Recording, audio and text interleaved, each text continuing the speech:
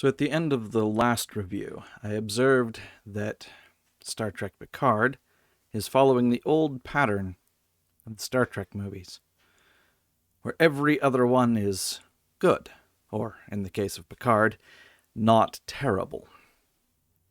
This is an even episode. The pattern is already broken. I'm going to keep this brief.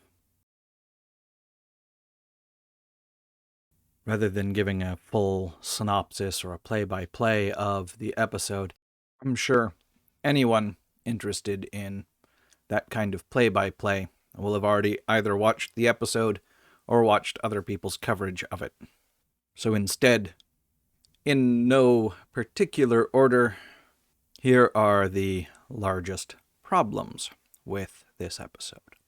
First, the usual suspect types said that Picard being a robot isn't important to the story. We find out what it was that was stolen from Daystrom Station.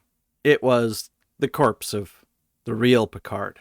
Because, remember, this is just a doppelganger running around in a robot body. So much for that being a minor part of the plot. Unless, of course, this is another misdirection. But there is no watching this and pretending that Season 2 didn't, or was it Season 1, whatever it was, didn't happen. Second, we meet Geordi LaForge. Geordi is now the Commodore in charge of the Fleet Museum. Okay. He's also become quite the coward. Another next-generation character made into a shadow, a mockery of his former self. We do get something of a neat idea. See, they've left a couple of crewmen on Daystrom Station, and they get detected by Starfleet and run out. They run over to Geordi for help. He, of course, tells them, no, get lost, because of course he does.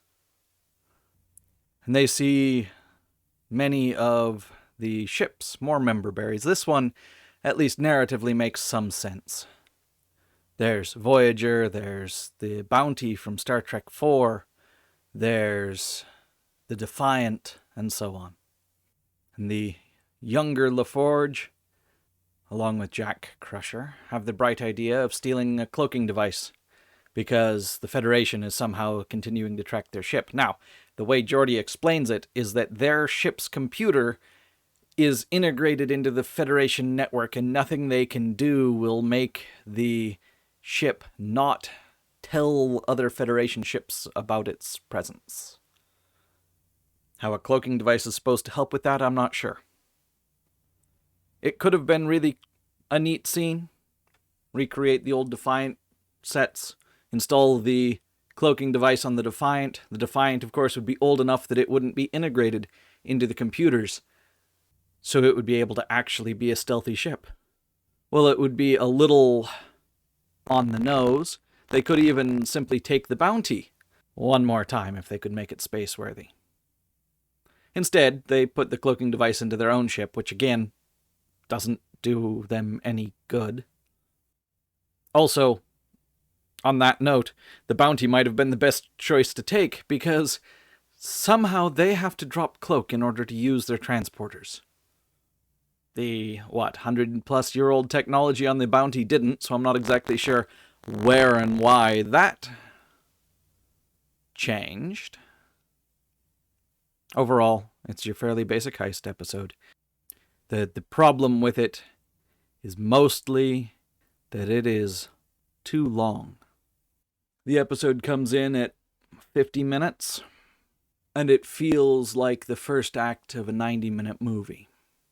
It's about half again as long as it should be.